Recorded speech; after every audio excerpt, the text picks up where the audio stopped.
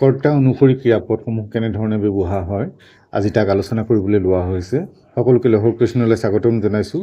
শংকৰদেৱ শিশু বিদ্যা নিকেতনসমূহৰ 2024 নতুনকৈ অৰ্থাৎ সলনি হোৱা সংস্কৃত পাঠ্যপুথি দেৱবাণী সংস্কৃতমৰ 6ষ্ঠ শ্ৰেণীৰ 7ম পাঠ কৰ্তা প্ৰয়োগ পাঠটি আগবঢ়োৱা হৈছে। ভিডিঅ'টো আৰম্ভণিৰ পৰা শেষলৈকে চাবা আৰু লাইক কমেণ্ট কৰি কেনে লাগিছে জনাবলৈ নাপাহৰিবা। 7ম পাঠ কৰ্তা প্ৰয়োগ আকাশহ অৰ্থাৎ আকাশহ পদ্ধতি মানে হ'ল আকাশে পঢ়িছে। কুশলহ লিখতি কুশলে লিখিছে। তৌ পঠতঃ লিখতঃ চ তেওঁলোক দুজনে পঢ়িছে আৰু লিখিছে। বিমানহ অপি স্মৰতি বিমানে মনত পেলাইছে। আকাশহ কুশলহ বিমানহ চ পঠন্তি লিখন্তি স্মৰন্তি চ আকাশ কুশল আৰু বিমানে পঢ়িছে লিখিছে আৰু মনত ৰাখিছে। তি নিপুণাহ সন্তি তেওঁলোক পাৰ্গত। ৰাধা ভ্ৰমতি ৰাধাই ঘূৰিছে। অনামিকা ধাৱতী অনামিকাই দৌৰিছে। তে ভ্ৰমতঃ তেওঁলোকে ঘূৰিছে। ধাৱতঃ চ আৰু দৌৰিছে। প্ৰিয়ংকা অপি কিৰতি প্ৰিয়ংকাই খেলিছে। প্ৰিয়ংকায়ো খেলিছে। অপি কিৰতি ৰাধা অনামিকা প্ৰিয়ংকা চ ভ্ৰমতি ধাৱন্তী কিৰন্তি চ ৰাধা অনামিকা আৰু প্ৰিয়ংকাই ঘূৰিছে দৌৰিছে আৰু খেলিছে। তাহা নিপুণাহা সন্তি সিহঁত কেইজনী পাৰ্গত। ফলম পততি ফল সৰিছে। বায়ুয়ানম উৎপততি আকাশী বিমান উৰিছে। বাষ্পয়ানম চলতি বাষ্পচালিত গাড়ী গৈছে। পত্তে অপি পততঃ পাতটো সৰিছে। কমলে বিকশতঃ পদুম ফুলিছে। তে নেত্ৰিষ্টঃ তে নেত্ৰিষ্টঃ তেওঁলোক দুজনৰ চকু। অত্ৰ আম্ৰেষ্টঃ ইয়াত দুটা আম। কদলী ফলে কুট্টস্থঃ কদলী ফল দুটা বা কল দুটা ক'ত আছে। বস্তানি কুট্ট সন্তি বস্ত্ৰবোৰ ক'ত আছে। চিত্ৰাণি অত্ৰ সন্তি ছবিবোৰ ইয়াত আছে। পুস্তকানি অত্ৰ এব সন্তি কিতাপবোৰ ইয়াতে আছে। অৰ্থাৎ ইয়াত ফলম পদ্ধতি একবচনত দেখুৱাইছে।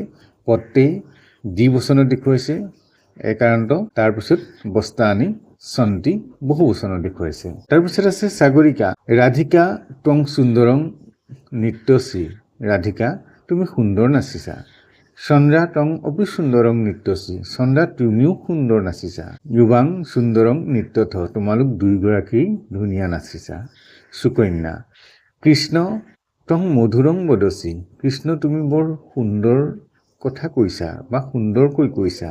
আকাশহ তং অপি মধুৰং বদতি আকাশ তুমিও ধুনীয়াকৈ কৈছা। যুৱাং এব মধুৰং বদথ তোমালোক দুয়োজনেই ধুনীয়াকৈ কৈছা।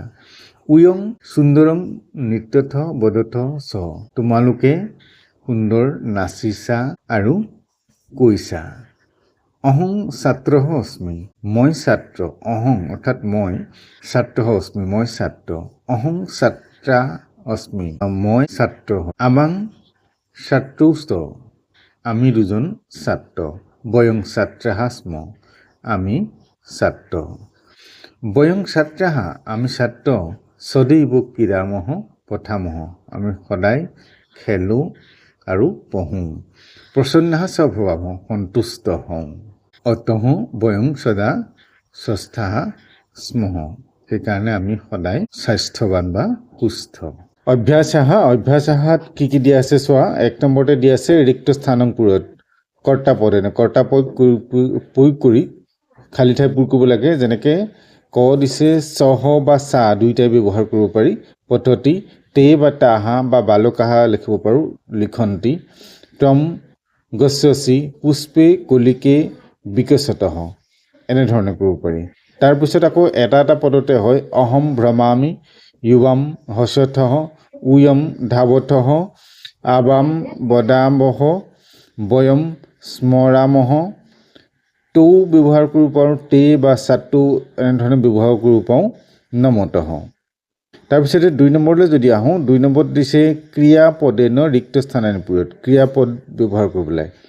ছাত্ৰাহা পঠন্তি ব্ৰেকেটত ধাতুৰ নামটো দিয়া হৈছে কি ধাতুৰ ক্ৰিয়াপদ প্ৰয়োগ হ'ব পদ ধাতুৰ পৰা আহিছে পঠন্তি ময়ূৰৌ সুন্দৰং নৃত্যতঃ নিৰ্ধাতুৰ পৰা আহিলে ত্বং সদা হসসি অহম অপি স্মৰামি আবাং সনুই চলাবহ বয়ং বালকাহ স্মহ ইয়াত ব্ৰেকেটৰ ধাতুটো চোৱা হসসি হস ধাতুৰ পৰা আহিলে স্মৰাচি স্ম ধাতুৰ পৰা আহিলে আবাং সনুই চলাবহ ইয়াত চল ধাতুৰ পৰা আহিলে বয়ং বালকাহ স্মহ অস ধাতুৰ পৰা আহিলে গজাহা মন্দং ধাৱন্তি উয়ং গৃহপাঠং লিখথ ইউবাং কুত্ত গচ্ছথ এইখিনি আহিলে বাক্য শুদ্ধ কৰিব লাগে যেনেকৈ গজা মন্দং চলতি গজাহা বহু বচন দিছে কিন্তু চলতি এক বচন দিছে সেইকাৰণে কি হ'ল গজাহা মন্দং চলন্তি বালকহ অট্ট পঠন্তি বালকহ অট্ট পঠতি সাত্তু গচ্ছতি সাত্তু গচ্ছতঃ মালা সুন্দরং নৃত্যসি মালা সুন্দরং নৃত্যতি ত্বং কিং করতি ত্বং কিং করসি বালিকে ভ্রমতি বালিকে ভ্রমতঃ মধুরাণী ফলানি স্তঃ মধুরাণী ফলানি সন্তি আবাং তত্ত্ব গচ্ছামি আবাং তত্ত্ব গচ্ছাবহ বয়ং পাঠং পঠামি বয়ং পাঠং পঠাবহ 4 নম্বৰ দিলে একবচনত বহু বচনে পৰিৱৰ্তন কৰোঁ একবচনৰ পৰা বহু বচন কৰিব লাগে সহ শীঘ্ৰং ধাৱতি তে শীঘ্ৰং ধাৱন্তি অহং গীতং গায়ামি বয়ং গীতং গায়ামহ আবাং খাদাবহ বয়ং খাদামহ পত্তং পত্ততি পত্রানি পতন্তি মৃগহ সরতি মৃগাহ সরন্তি ত্বং বিদ্যালয়ং গচ্ছসি উয়ং বিদ্যালয়ং গচ্ছথ এইখিনি আছিলে 4 নম্বৰতে একবচনৰ পৰা বহু বচনৰ পৰা একবচনলৈ পৰিৱৰ্তন কৰিব লাগে তাৰপিছত আছে বহু বচনৰ পৰা একবচন কৰিব লাগে 5 নম্বৰতে তে পাঠং পঠন্তি সহ পাঠং পঠতি ছাত্ৰাহ তত্ত্ব কিৰন্তি ছাত্ৰহ তত্ত্ব কিৰতি উয়ং ফলং খাদথ ত্বং ফলং খাদসি বয়ং গীতং স্মৰামহ অহং গীতং স্মৰামি বয়ং সংস্কৃতং পঠামহ অহং সংস্কৃতং পঠামি গতিকে এইখিনি আছিলে 5 নম্বৰটো তোমালোকে এইখিনি ভাল ধৰণে চাবা কৰ্তা পদ কেনেধৰণে প্ৰয়োগ হৈছে আজিলৈ পাঠ্যমানতে সামৰিছোঁ পৰৱৰ্তী নতুন পাঠ লৈ আহিম চেনেলটো চাই থাকিবা আৰু চেনেলটো যদি নতুন এবাৰ ছাবস্ক্ৰাইব কৰি বেল আইকনটো প্ৰেছ কৰিলে পৰৱৰ্তী পাঠসমূহ লগে লগে লাভ কৰিবা নমো নমঃ